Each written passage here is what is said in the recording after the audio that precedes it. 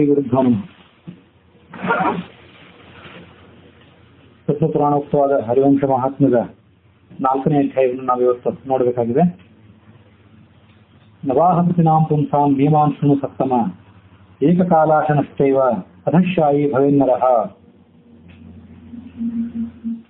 ನವಾಹೃತವನ್ನು ಅನುಸರಿಸುವವರು ಒಂದೇ ಹೊತ್ತು ಪ್ರತಿದಿನ ಭೋಜನ ಮಾಡಬೇಕು ಮತ್ತು ಪರ್ಯಂಕ ಶಯ್ಯೆ ಮೊದಲಾದವುಗಳ ಮೇಲೆ ಮಲಗದೆ ನೆಲದ ಮೇಲೆ ಮಲಗುವಂತಹ ವ್ರತವನ್ನು ಕೂಡ ಅನುಸರಿಸಬೇಕು. ಸ್ಥಾತವ್ಯಂ ಬ್ರಹ್ಮಚರ್ಯೇನ ಯಾವತ್ ಗ್ರಂಥ ಸಮಾಪ್ಯತೆ ಹರಿವಂಶೀ ತಥಾ ರಾಜನ್ ಪಾಯಸಂ ಸರ್ವಭೋಜನಂ. ಆ 9 ದಿವಸಗಳಲ್ಲಿ ಕೂಡ ಸ್ತ್ರೀ ಸಂಪರ್ಕ ಮೊದಲಾದ ಭೋಗಗಳನ್ನ ದೂರ ಇಡಬೇಕು, ಬ್ರಹ್ಮಚರ್ಯವನ್ನು ಪಾಲನೆ ಮಾಡಬೇಕು. ಪ್ರತಿ ದಿವಸದಲ್ಲಿಯೂ ಪಾಯಸವನ್ನ ಭವಿಷ್ಯಾನ್ನವನ್ನ ದೇವರಿಗೆ ಸಮರ್ಪಣೆ ಮಾಡಿ ಅದನ್ನೇ ಪುರಾಣೋತ್ತರ ಕಾಲದಲ್ಲಿ ಭೋಜನ ಮಾಡಬೇಕು.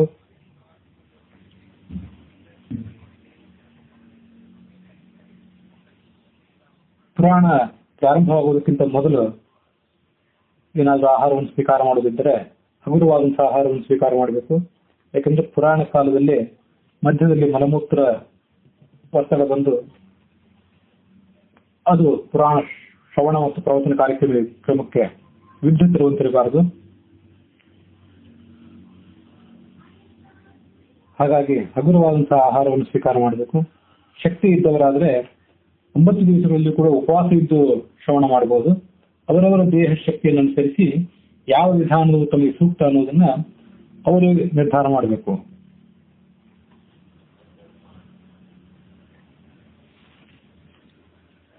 ಉಪೋಷ್ಯನವರಾತ್ರಂ ವಾ ಶಕ್ತಿಶ್ಚೇತ್ ಶೃಣುಯಾತ್ ತದಾ ಘೃತಪಾನಂ ಪಯಸ್ಪಾನಂ ಕೃತ್ವಾ ವಾ ಶೃಣುಯಾತ್ ಸುಖಂ. ಪೂರ್ಣ ಉಪವಾಸ ಮಾಡಲಿಕ್ಕಾಗದೇ ಇದ್ರೆ ತುಪ್ಪವನ್ನು ಸ್ವೀಕಾರ ಮಾಡಿ ಅಥವಾ ಹಾಲನ್ನು ಸ್ವೀಕಾರ ಮಾಡಿ ಕೂಡ ಆ ನವಾಶ್ರವಣ ವಿಧಿಯನ್ನ ಮುಂದುವರಿಸಬಹುದು. ಫಲಾಹಾರೇಣವಾ ಶ್ರಾವ್ಯಂ ಏಕಭುಕ್ತೇನವಾ ಪುನಃ. ಒಂದೇ ಹೊತ್ತು ಭೋಜನ ಮಾಡಿ ಕೂಡ ನವಾಶ್ರವಣ ವಿಧಿಯನ್ನು ಅನುಸರಿಸುವುದು ಬಹಳ ಶುಭದಾಯಕವಾದಂತಹ ವಿಧಿ.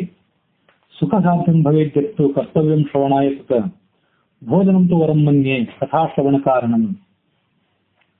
ಸೋಮವಾಸೋ ವರಃ ಪ್ರೋಕ್ತಃ ಕಥಾ ವಿಘ್ನಕರೋ ಯಧಿ ಶೃಣುಯಾದ್ಯ ಶುಚಿಷ್ಠೇತ್ ತಿಷ್ಠನ್ ಏಕಚಿತ್ತತೆಯ ಸದಾ. ಉಪವಾಸದಿಂದ ಶ್ರವಣ ಮಾಡುವುದರಿಂದ ಅಥವಾ ಕಡಿಮೆ ಆಹಾರವನ್ನು ಸ್ವೀಕಾರ ಮಾಡಿ ಶ್ರವಣ ಮಾಡುವುದರಿಂದ ಕಥಾ ಪ್ರವಚನ ಮತ್ತು ಕಥಾ ಶ್ರವಣಕ್ಕೆ ವಿಘ್ನ ಬರುವುದಿದ್ದರೆ ಭೋಜನಂತೂ ವರಮ್ಮನ್ನೇ. ವ್ಯಾಸರು ಭೋಜನ ಮಾಡಿಯೇ ನಿಮ್ಮ ಶಕ್ತಿಯನ್ನ ಮರುಪೂರ್ಣ ಮಾಡಿಕೊಳ್ಳಿಕ್ಕಾಗಿ ಭೋಜನವನ್ನು ಮಾಡಿಯೇ ಶ್ರವಣ ಮಾಡಿ ಅಂತ ವಿಧಾನ ಮಾಡ್ತಾರೆ. ನೋಪವಾಸೋ ವರಃ ಪ್ರೋಕ್ತಃ. ಕಥಾ ಶ್ರವಣಕ್ಕೆ ವಿಘ್ನ ಬರುವಂತಿದ್ದರೆ ಉಪವಾಸವೂ ಬೇಡ, ಸೂಕ್ತ ರೀತಿಯಲ್ಲಿ ಆಹಾರವನ್ನು ಸ್ವೀಕಾರ ಮಾಡಿಯೇ ಶ್ರವಣ ಮಾಡಿ ಅಂತ ವ್ಯಾಸರು ಆದೇಶ ಕೊಟ್ಟಿದ್ದಾರೆ. ಪ್ರಾತಃ ಸ್ನಾನಾದಿಕಂ ಕೃತ್ವ ಪುತ್ರದಾರ ಸಮನ್ವಿತಃ ಪುರಾಣ ಶ್ರವಣಂ ಕುರ್ಯಾತ್ ಕೃಷ್ಣ ಪೂಜನ ಪೂರ್ವಕಂ.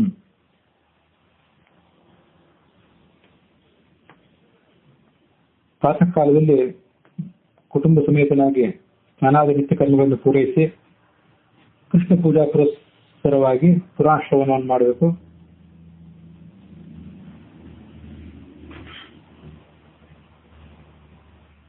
ಪ್ರತಿ ದಿವಸವೂ ಕೂಡ ಕೃಷ್ಣನ ಪೂಜೆಯನ್ನು ವೈಭವದಿಂದ ಸಮಾಪ್ತಿಗೊಳಿಸಿ ವಿವಿಧ ರೀತಿಯಾದ ನೈವೇದ್ಯಗಳನ್ನು ಕೃಷ್ಣನಿಗೆ ಅರ್ಪಿಸಿ ಪುರಾಣ ಶ್ರವಣ ಮಾಡಿದ ಬಳಿಕ ಪುರಾಣ ಪ್ರವಚನ ಮಾಡಿದಂತಹ ಆಚಾರ್ಯರನ್ನ ಮತ್ತು ಬಂದಂತಹ ಅತಿಥಿಗಳನ್ನು ಸತ್ಕರಿಸಿ ಅವರಿಗೆ ಭೋಜನಾದಿಗಳನ್ನು ಮಾಡಿಸಿ ತಾನು ಕೂಡ ಭಗವಂತನ ಪ್ರಸಾದವನ್ನು ಸ್ವೀಕಾರ ಮಾಡಬೇಕು. ಈ ಪ್ರಕಾರವಾಗಿ ಜನ್ಮ ಜನ್ಮಾಂತರದಲ್ಲಿ ಸಂಗ್ರಹಿತವಾದಂತಹ ಪಾಪಗಳ ನಿವೃತ್ತಿಗಾಗಿ ಪೂರ್ವೋಕ್ತ ನಿಯಮಗಳನ್ನು ಆಚರಿಸ್ತಾ ನಿಯಮನಿಷ್ಠನಾಗಿ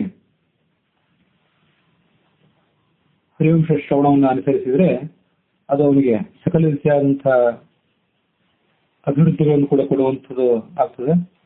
ಮತ್ತು ಇನ್ನೊಂದು ವಿಷಯ ಇಲ್ಲಿ ವರ್ಣಿತವಾಗಿರುವುದೇನೆಂದ್ರೆ ಪಾತ್ರದಲ್ಲಿ ಭೋಜನ ಮಾಡಬಾರದು. ಹರಿವಂಶ ಶ್ರವಣ ಮಾಡುವಂತಹ ಸಂದರ್ಭದಲ್ಲಿ ಶಾಸ್ತ್ರದಲ್ಲಿ ವಿಹಿತವಾಗಿರುವಂತಹ ನಿರ್ದಿಷ್ಟವಾದಂತಹ ಎಲೆಗಳಲ್ಲೇ ಭೋಜನ ಮಾಡಬೇಕು.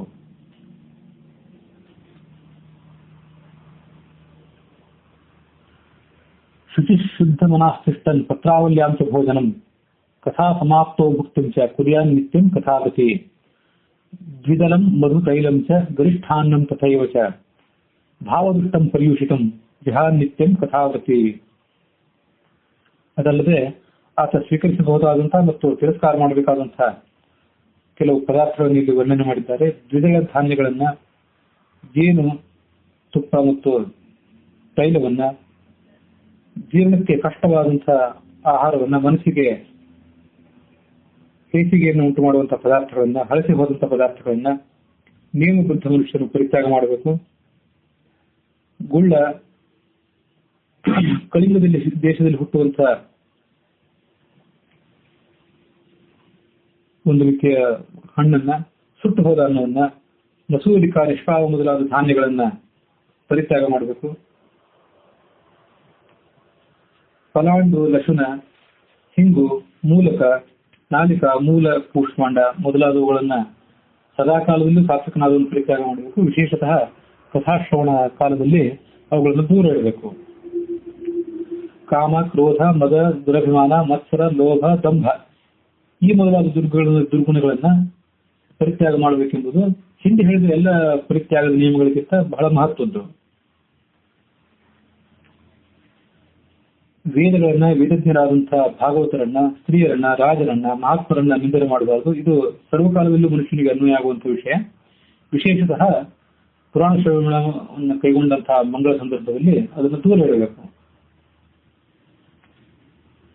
ರಜಸ್ವಲೆಯರಾದ ಸ್ತ್ರೀಯರನ್ನ, ನೀಚ ಜಾತಿಯಲ್ಲಿ ಜನಿಸಿದವರನ್ನ, ಲೇಂಛರನ್ನ, ಪತಿತರನ್ನ, ನಿಯಮ ಬಾಹಿರರಾದವರನ್ನ, ವೇದ ದ್ವೇಷಗಳನ್ನ ಮತ್ತು ಭಾಗವತ ದ್ವೇಷಗಳನ್ನ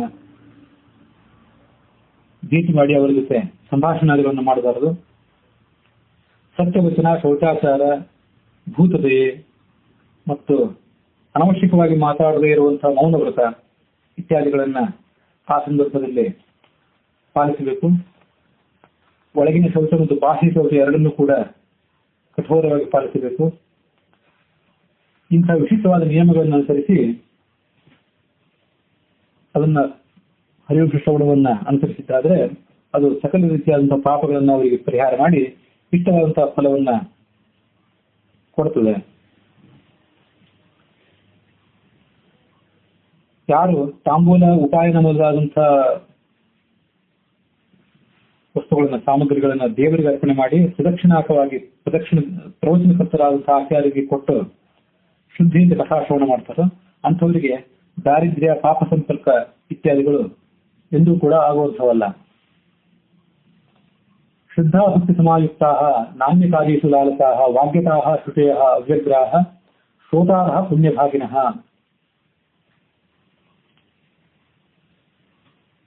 ಕಥಾಯಾಂ ಕೀರ್ತ್ಯಮಾನಾಯಾಂ ಏಕಗಚ್ಚಂತಿ ಅನ್ಯತೋ ನರಾಃ ಭೋಗಾಂತರೇ ಪ್ರಣಶ್ಯಂತಿ ತೇಷಾಂ ದಾರಾಶ್ಚ ಸಂಪದಃ. ಕಥಾಪ್ರವಚನ ನಡೆದಾಗ ಬೇರೆ ಕಾರ್ಯವನ್ನ ನೆನಪಿಸಿಕೊಂಡು ಪುರಾಣ ಪ್ರವಚನಕ್ಕಿಂತ ಆ ಕಾರ್ಯವನ್ನ ಗುರುತರವಾದುದು ಅಂತ ಭಾವಿಸಿ ಬೇರೆ ಕಡೆಗೆ ಕಥೆಯನ್ನು ತಿರಸ್ಕರಿಸಿ ತೆರಳುವಂತವರು ಅಥವಾ ಬೇರೆ ಭೋಗಗಳನ್ನು ಅನುಭವಿಸಲಿಕ್ಕೆ ತಮ್ಮ ಮನಸ್ಸನ್ನು ಹರಿಬಿಡುವಂತವರು ಇದೇ ಜನ್ಮದಲ್ಲಿ ಅಥವಾ ಮುಂದಿನ ಜನ್ಮದಲ್ಲಿ ಅದರ ಫಲವನ್ನ ಯಾವ ರೀತಿ ಅನುಭವಿಸ್ತಾರೆ ಅಂದ್ರೆ, ಅನುಭವಿಸಬೇಕು ಅನ್ನುವಂಥ ಆತುರ ಇನ್ನೂ ಇರುವಾಗಲೇ ಅವರ ಜೀವನದ ಸಂಗಾತಿ ಹೆಂಡತಿ ಅಥವಾ ಗಂಡ ಅಥವಾ ಅವರು ಅನುಭವಿಸಬೇಕಾದಂತಹ ಸಂಪತ್ತುಗಳು ಇವೆಲ್ಲವನ್ನೂ ಕೂಡ ಅವರು ಅಕಾಲದಲ್ಲಿ ಕಳ್ಕೋತಾರೆ.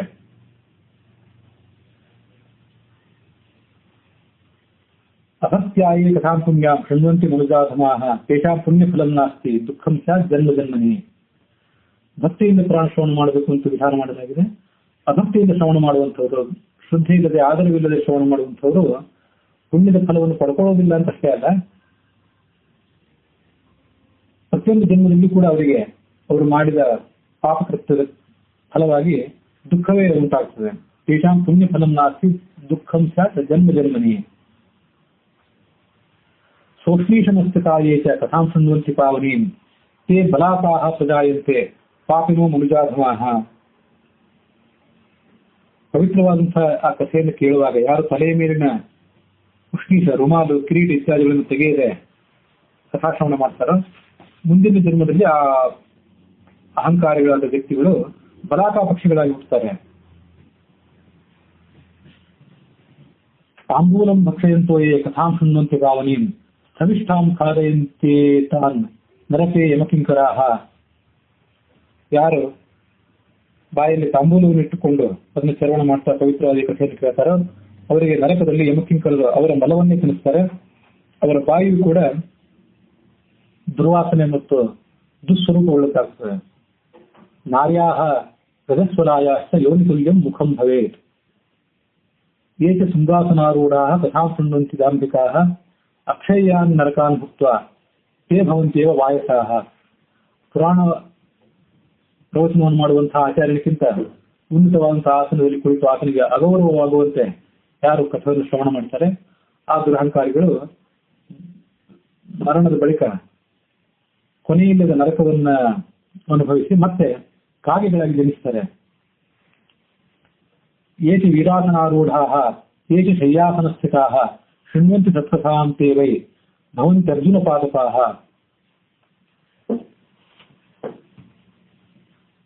ಯಾರು ವೀರಾಸನದಲ್ಲಿ ಕುಳಿತುಕೊಂಡು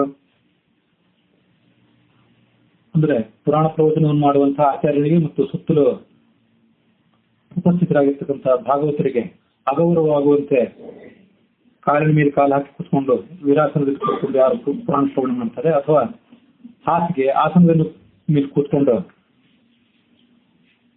ಪುರಾಣಕ್ಕೆ ಮತ್ತು ಭಗವಂತನ ಸನ್ನಿಧಾನಕ್ಕೆ ಅಪಚಾರವಾಗುವಂತೆ ವರ್ತಿಸ್ತಾರೆ ಅವರೆಲ್ಲರೂ ಕೂಡ ಮುಂದೆ ಅರ್ಜುನ ವೃಕ್ಷಗಳಾಗಿ, ಸರಣಿ ವೃಕ್ಷ ಅಥವಾ ಮತ್ತಿ ವೃಕ್ಷಗಳಾಗಿ ಜನಿಸ್ತಾರೆ. ಪುರಾಣ ಪ್ರವಚನ ಪ್ರಾರಂಭವಾಗುವುದಕ್ಕಿಂತ ಮೊದಲು ಸಕಲರೂ ಕೂಡ ಆ ಗ್ರಂಥಕ್ಕೆ ಮತ್ತು ಆಚಾರ್ಯನಿಗೆ ನಮಸ್ಕಾರ ಮಾಡಿ ಆ ಬಳಿಕ ಶ್ರವಣವನ್ನು ಮಾಡಬೇಕಾದ ವಿಹಿತ. ಆದರೆ ನಮಸ್ಕಾರವನ್ನು ಮಾಡದೆ ಧೂರ್ತತನದಿಂದ, ದುರಹಂಕಾರದಿಂದ ಅಲ್ಲಿ ಬಂದು ಆಸೀನರಾದ್ರೆ ಅವರು ವಿಷವೃಕ್ಷಗಳಾಗ್ತಾರೆ. ಅಸಂಪ್ರಣಮ್ಯ ಶೃಣ್ವಂತಹ ವಿಷವೃಕ್ಷಾಹ ಭವಂತಿ ತಥಾ ಶಯಾಮಾಹ ಶೃಣ್ವಂತಹ ಭವಂತ್ಯಜಗರಾಹ. ಮಲಗಿಕೊಂಡು ಅಸಭ್ಯ ರೀತಿಯಿಂದ ವರ್ತಿಸಿಕೊಂಡು ಶ್ರವಣ ಮಾಡುವವರು ಹೆಬ್ಬಾಗಿನ ಜನ್ಮವನ್ನು ಪಡಿತಾರೆ. ಯಶೃಣೋತಿ ಕಥಾಂ ವಕ್ರಃ ಸಮಾನಾಸನ ಸಂಸ್ಥಿತಃ ಗುರುತಲ್ಪ ಸಮಂ ಪಾಪಂ ಸಂಪ್ರಾಪ್ಯ ನರಕಂ ಮೃದೆ. ಪುರಾಣವನ್ನು ಶ್ರವಣ ಮಾಡುವಂತಹ ಆಚಾರ್ಯನು ಯಾವ ಆಸನದಲ್ಲಿ ಕುಳಿತುಕೊಂಡಿದ್ದಾನೋ ಅದಕ್ಕೆ ಸಮಾನವಾದಂತಹ ಆಸನದಲ್ಲಿ ಕುಳಿತುಕೊಂಡು ಶ್ರವಣ ಮಾಡುವಂತವರು ಗುರುಪತ್ನಿ ಗಮನಕ್ಕೆ ಸಮಾನವಾದ ಪಾಪದ ಪ್ರತಿಫಲವನ್ನೇ ಪಡೆದು ಬಳಿಕ ನರಕವನ್ನು ತಲುಪ್ತಾರೆ. ಏನಿಂದಂತೆ ಪುರಾಣಜ್ಞಾನ್ ಕಥಾಂ ವಾ ಪಾಪಹಾರಿಣೀಂ ತೇವೈ ಜನ್ಮಶತಂ ಮರ್ತ್ಯಾಹ ಶುನಕಾಹ ಸಂಭವಂತಿ ಚ. ಯಾರು ಪುರಾಣವನ್ನಾಗಲಿ ಪುರಾಣಜ್ಞಾನ ಆದಂತಹ ಆಚಾರ್ಯನಾಗಲಿ ಭಾಗವತರನ್ನಾಗಲಿ ನಿಂದನೆ ಮಾಡ್ತಾರೋ ಅವರು 100 ಜನ್ಮಗಳಲ್ಲಿ ನಾಯಿಯಾಗಿ ಹುಟ್ಟಿ ಅದರ ದುಃಖದ ಫಲವನ್ನು ಅನುಭವಿಸ್ತಾರೆ. ಕಥಾಯಾಂ ವರ್ತಮಾನಾಯಾಂ ಯೇ ವದಂತಿ ದುರುತ್ತರಂ ಏಕರ್ಧಭಾಃ ಪ್ರಜಾಯಂತೆ ಕೃಕಲಾಭಾಃ ತತಃ ಪರಂ. ಕಥಾ ಪ್ರವಚನ ನಡೆದಾಗ ಯಾರು ಕುಹಕ ಪ್ರಶ್ನೆಗಳನ್ನು ಆಚಾರ್ಯನ ಕುರಿತು ಕೇಳಿ ಪಡೆದಂತಹ ಉತ್ತರದಿಂದ ಸಮಾಧಾನ ಚಿತ್ತರಾಗದೆ ಆಚಾರ್ಯನನ್ನು ನಿಂದನೆ ಮಾಡ್ತಾರೋ, ಭಾಗವತರನ್ನು ನಿಂದನೆ ಮಾಡ್ತಾರೋ ಅವರು ಮುಂದಿನ ಜನ್ಮದಲ್ಲಿ ಕಟ್ಟೆಗಳಾಗಿ ಹುಟ್ಟುತ್ತಾರೆ ಮತ್ತು ಕೃಕಲಾಸಗಳಾಗಿ, ಓಸಿ ಕಾಟಗಳಾಗಿ ಅದರ ಫಲವನ್ನು ಅನುಭವಿಸ್ತಾರೆ.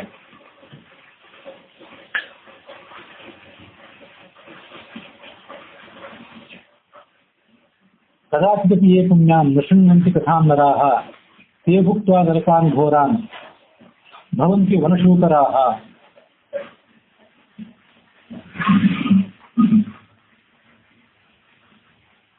ಅನುಕೂಲವಿದ್ದಾಗಲೂ ಕೂಡ ಯಾರ ಕಥೆಯನ್ನ ಶ್ರವಣ ಮಾಡೋದಿಲ್ಲವೋ ಅವರು ಘೋರವಾದ ನರಕಗಳನ್ನ ಮರಣದ ಬಳಿಕ ಅನುಭವಿಸಿ ಆ ಬಳಿಕ ಕಾಡು ಹಂದಿಯಾಗಿ ಜನ್ಮ ತಾಳ್ತಾರೆ.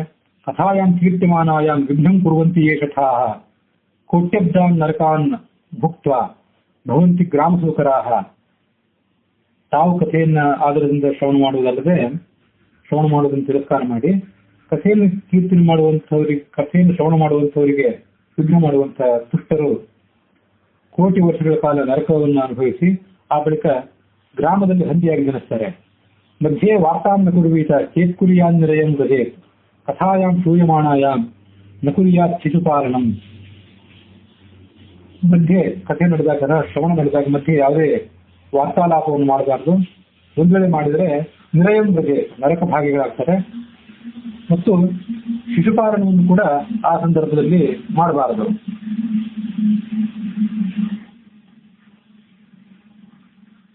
ಸ್ತ್ರೀಯರ ಜೊತೆಗೆ ಸಂಭಾಷಣೆಯನ್ನು ಮಾಡಬಾರದು. ಪ್ರೀತಿಯ ಆಲಾಪಗಳನ್ನು ಕೂಡ ಆ ಸಂದರ್ಭದಲ್ಲಿ ಮಾಡಬಾರದು. ನಕರ್ತವ್ಯಂ ಪ್ರಯತ್ನೇನ ಕಥಾ ವಿಚ್ಛೇದ ಕಾರಣ, ಯಾಕೆಂದ್ರೆ ಇವೆಲ್ಲವೂ ಕೂಡ ಕಥೆಗೆ ವಿಘ್ನವನ್ನು ಉಂಟು ಮಾಡುವಂಥದ್ದು.